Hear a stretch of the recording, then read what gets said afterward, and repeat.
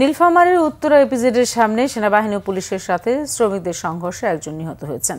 সেই সাথে গুলিবিদ্ধ হয়েছেন অন্তত 6 জন। ভোরে উত্তরা ইপিজেডের সামনে ওই ঘটনা ঘটে।